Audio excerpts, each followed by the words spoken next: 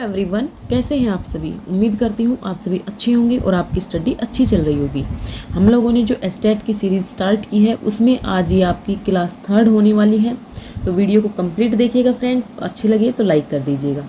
इससे पहले अगर आप लोगों ने पहले की 2 वीडियो नहीं देखी है तो उनको देख लीजिए, उससे आपकी अच्छी एक समझ विकसित हो जाएगी। जो साइकोलॉजी है वो होती क्या है, उसका किस किस तरह से उसका जन्म हुआ है, किसने उसको क्या माना है, इन सभी चीज़ों को आपकी नॉलेज हो जाएगी। तो पहले उन क्लासेस को देख लीजिए।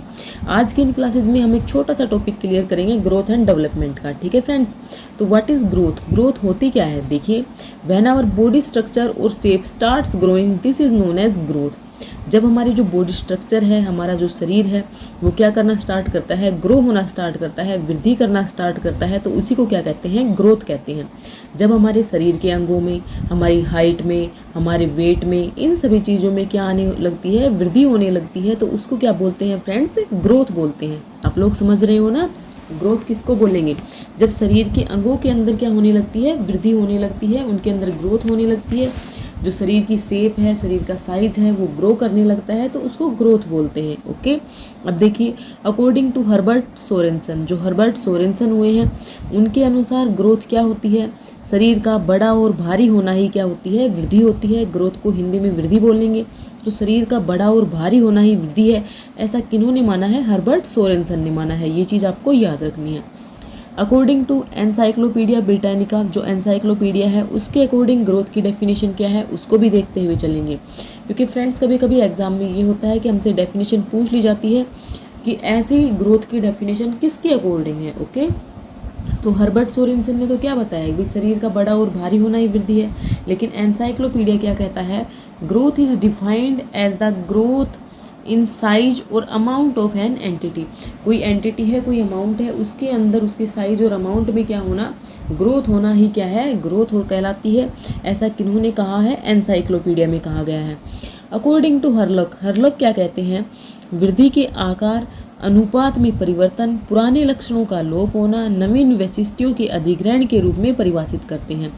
तो हर्लॉक ने कहा है कि फ्रेंड्स क्या होता है कि वृद्धि, जो शरीर है उसके आकार में वृद्धि होती है, अनुपात में वृद्धि होती है, शरीर के जो पुराने लक्षण हैं उनका लोप होने लगता है। जैसे कि कोई जब बच्चा होता है तो बच्चे के जो अलग अलग स्टेज में जब पहुंचता जाता है, मान लो वो किशोरावस्था में जब प्रवेश करता है, तो शरीर के जो पुराने लक्षण थे उनका क्या होता है, लोप हो जाता है, विलुप्त हो जाते हैं और नए लक्षण आने लगते हैं।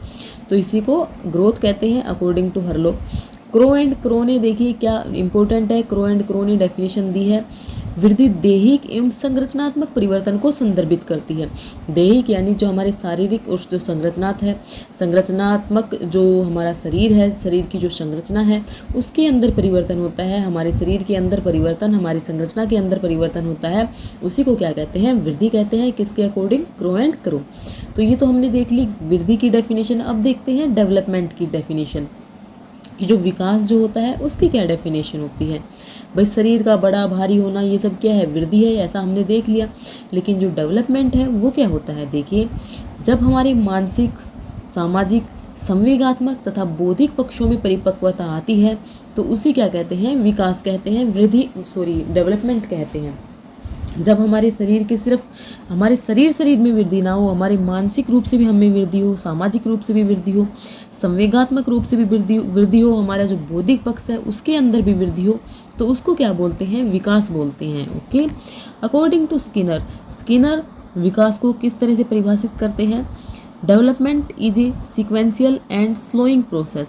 जो डेवलपमेंट है, विकास जो है, एक सिक्वेंशियल प्रोसेस है, एक सीक्वेंस में चलता है, स्लोइंग धीरे धीरे चलता है। ठीक है, स्किनर क्या बताते हैं, याद रखना, स्किनर से एस और एस से सिक्वेंशियल और एस से स्लोइंग। तो सिक्वेंशियल एंड स्लोइंग जो प्रोसेस है डेवलपमेंट को किसने बताया है, स्किनर ने बताया है। ये मैंने आपको एक छोटी सी याद करने की ट्रिक बता दी।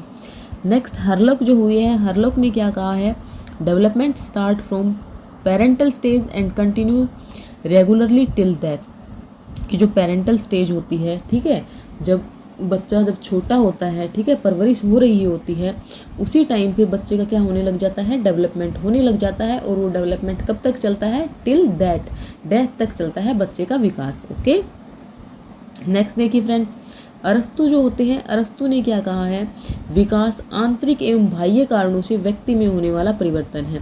या तो व्यक्ति के आंतरिक कारणों से परिवर्तन हो रहा हो या फिर बाह्य कारणों से परिवर्तन हो रहा हो, व्यक्ति में किसी भी तरह से परिवर्तन हो रहा हो, आंतरिक एवं बाह्य दोनों कारणों से परिवर्तन हो रहा है, तो उसको क्या कहते हैं, विकास कहेंगे अकॉर्डिंग टू अरस्तु। ओके, नेक्स्ट फ्रेंड्स, अब आपको क्लियर हो गया होगा ग्रोथ क्या होती है, डेवलपमेंट क्या होता है। ग्रोथ क्या होती है कि जो शरीर के अंदर जो वृद्धि होती है ना, उसको तो ग्रोथ बोलते हैं, लेकिन हमारे मन, मस्तिष्क, दिमाग, सामाजिक, बौद्धिक सभी पक्षों में वृद्धि होती है, उसको क्या बोलते हैं, डेवलपमेंट बोलते हैं। ओके, क्लियर, समझ में आ रहा है, ठीक है। नेक्स्ट देखिए, difference between growth and development, कि ग्रोथ और डेवलपमेंट के बीच में क्या क्या डिफरेंस है, उनको देखते हुए चलेंगे। ओके फ्रेंड्स, जो मैंने फर्स्ट वीडियो डाली थी एस्टेट साइकोलॉजी की, उसको तो आपने खूब प्यार दिया, लेकिन कल जो मैंने वीडियो डाली उसके ऊपर व्यूज नहीं आए, तो इसका मतलब मैं क्या समझूं कि आप लोगों को इन क्लासेस की नीड नहीं है क्या?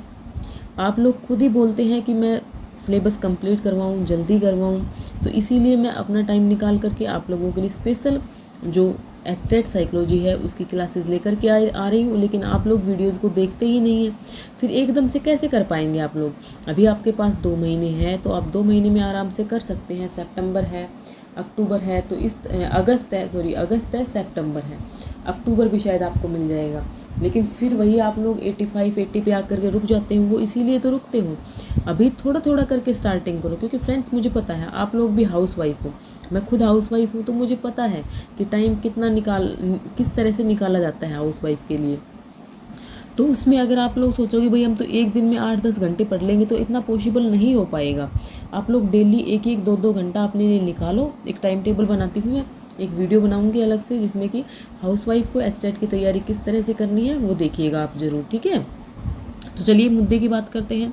फ्रेंड्स, ग्रोथ क्या होती है? देखिए, वृद्धि विशेष आयु तक चलने वाली प्रक्रिया है। तो एक समय ऐसा आता है जब वृद्धि क्या होती है, रुक जाती है। अब हम हैं तो हमारी हाइट फ्रेंड्स रुक गई है, अब हमारी हाइट में कोई चेंज हो रहा है? नहीं हो रहा है, हम इस स्टेज पे पहुंच चुके हैं। लेकिन हमारे जो बच्चे हैं उनकी हाइट में क्या हो रहा है, चेंज हो रहा है, उनकी वृद्धि अभी चल रही है, लेकिन उसमें भी एक ऐसा टाइम आएगा, उस टाइम पे उनकी वृद्धि क्या हो जाएगी, रुक जाएगी, ठीक है। उनकी जो शरीर की जो ग्रोथ है वो रुक जाएगी। लेकिन जो डेवलपमेंट है ये जन्म से मृत्यु तक चलता है, वोम टू टोम। जो डेवलपमेंट है ये जन्म से लेकर मृत्यु तक चलता है। ओके, गर्भ से प्रारंभ हो जाता है डेवलपमेंट और फिर मृत्यु तक जाता है।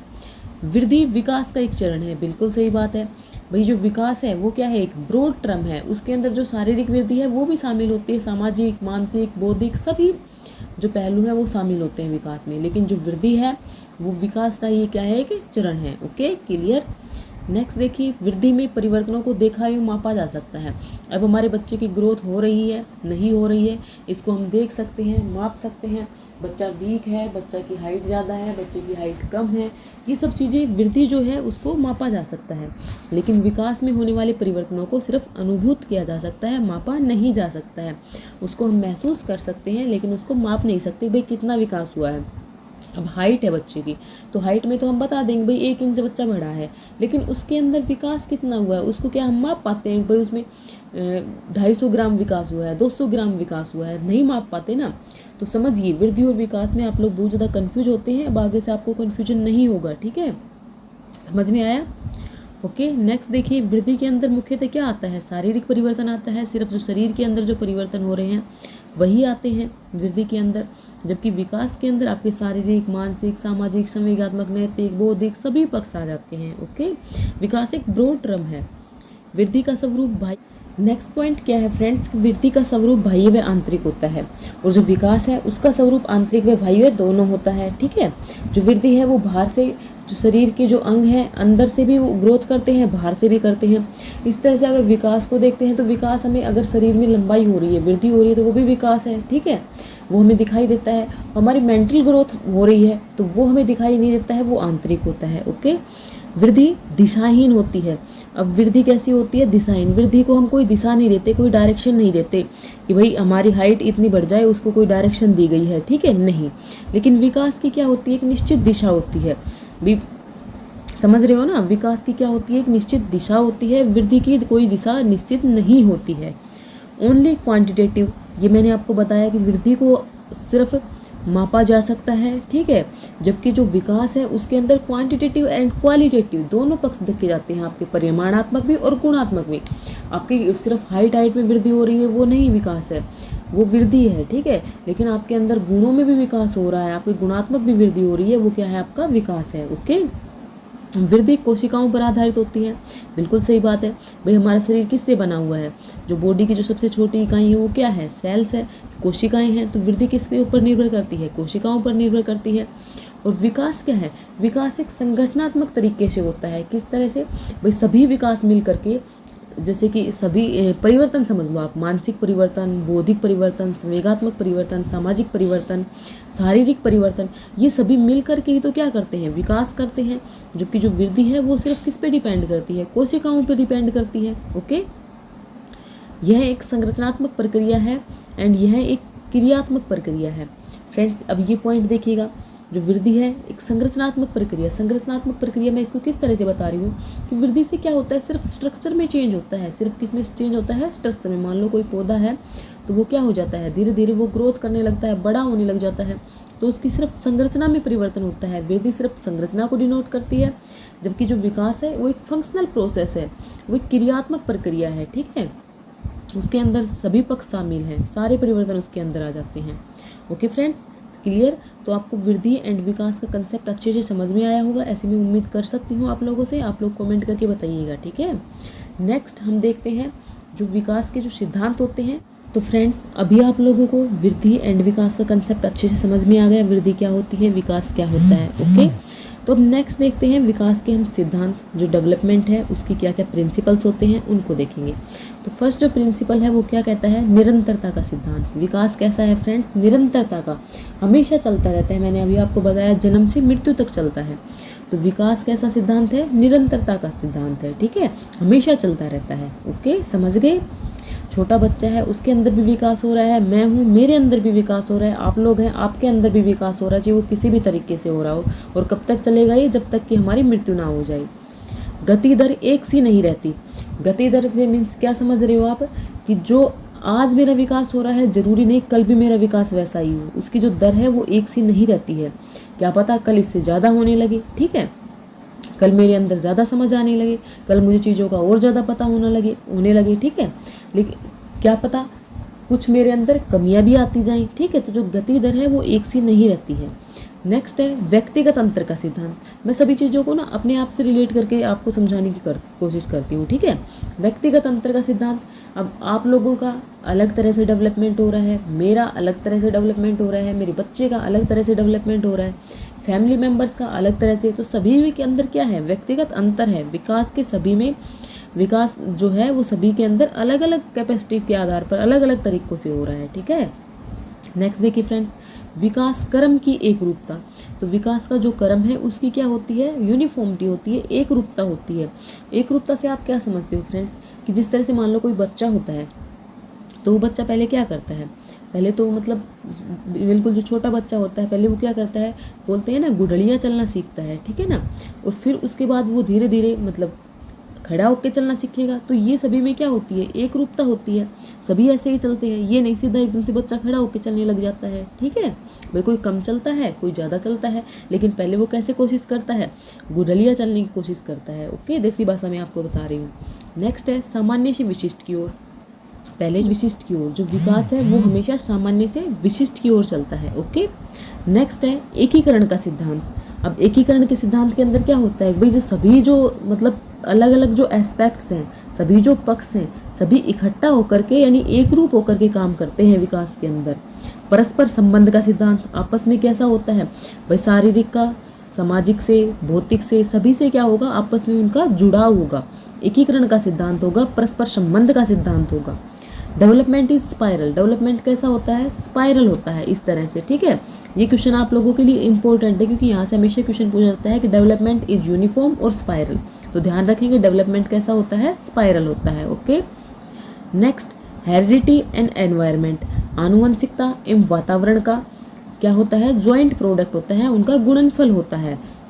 ये क्वेश्चन भी पूछा जाता है कि सम होता है हेरिडिटी एनवायरनमेंट का या फिर प्रोडक्ट होता है। तो क्या होता है, प्रोडक्ट होता है। इस चीज़ को भी आप लोग याद रखेंगे।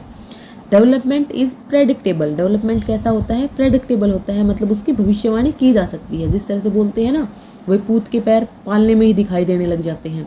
तो डेवलपमेंट कैसा होता है, प्रेडिक्टेबल होता है, किसी को देख करके हम अंदाज़ा लगा लेते हैं कि भाई हाँ ये इस दिशा में अच्छा काम करेगा, ये इस चीज़ में अच्छा रहेगा, ठीक है। नेक्स्ट है स्फेलोकोडल। अब ये आपको याद रखने हैं विकास की दिशा के सिद्धांत, ये दोनों इंपॉर्टेंट है, स्फेलोकोडल, प्रोक्सीमोडिस्टल, ठीक है। स्फेलोकोडल क्या होता है फ्रेंड्स, लंबवत जिसको हिंदी में बोलते हैं, ओके। स्फेलो से याद रखिए सिर, स्फेलोकोडल तो से क्या याद रखेंगे, सिर, यानी सिर से पैर की ओर। पहले किस किस का विकास होता है, सिर का, और फिर किसका होता है, पैरों का विकास। जो विकास का सिद्धांत क्या कह रहा है भाई, सिर से किधर चलता है, पैरों की तरफ चलता है, ओके।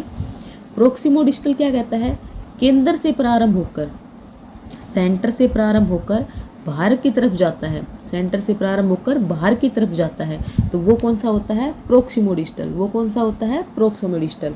तो ये दोनों पॉइंट आपको याद रखने हैं, अच्छे से याद रखने हैं, ठीक है।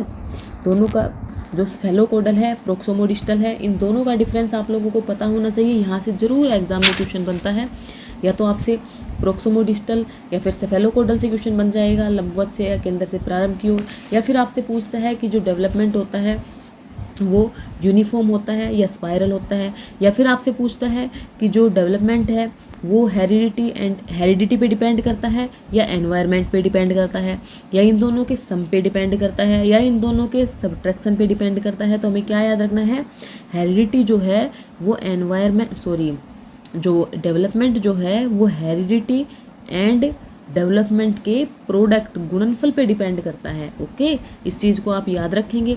अब फ्रेंड्स हेरिडिटी क्या होती है, हेरिडिटी क्या होती है, आनुवंशिकता, ओके। आनुवंशिकता जिसको हिंदी में बोलते हैं, ठीक है। तो वो आनुवंशिकता तो हमें कैसे आती है, वो पेरेंट्स से आती है। आपने पढ़ा होगा ना, थोड़ा सा बता देती हूँ। 23 पेयर्स होते हैं क्रोमोसोम्स के, ठीक है, जिसके अंदर 22 जो पेयर्स होते हैं वो ऑटोसोम्स कहलाते हैं, जबकि जो 23वां जो पेयर होता है उसको क्या बोलते हैं, सेक्स क्रोमोसोम बोलते हैं। वो सेक्स डिटरमाइन करता है कि भाई बेबी है वो मेल होगा या फीमेल होगा। एनवायरनमेंट जो है, जो बच्चे को अपने आसपास से मिलता है, ठीक है। तो बच्चे का विकास इन्हीं चीज़ों पे निर्भर करता है कि भाई वो अपने पेरेंट्स से क्या लेकर के आया है और उसको एनवायरनमेंट से क्या मिल रहा है, और दोनों के प्रोडक्ट के ऊपर बच्चे का डेवलपमेंट निर्धारित करता है, ओके। तो उम्मीद करती हूँ आपको ये कंसेप्ट समझ में आया होगा, आपको ये क्लास अच्छी लगी होगी। अच्छी लगी हो तो लाइक कर दीजिएगा, अपने दोस्तों के साथ जरूर शेयर कीजिएगा, और पढ़ते रहिए, आगे बढ़ते रहिए। कल आपसे फिर मिलती हूँ दूसरे टॉपिक के साथ, तब तक के लिए बाय बाय, टेक केयर।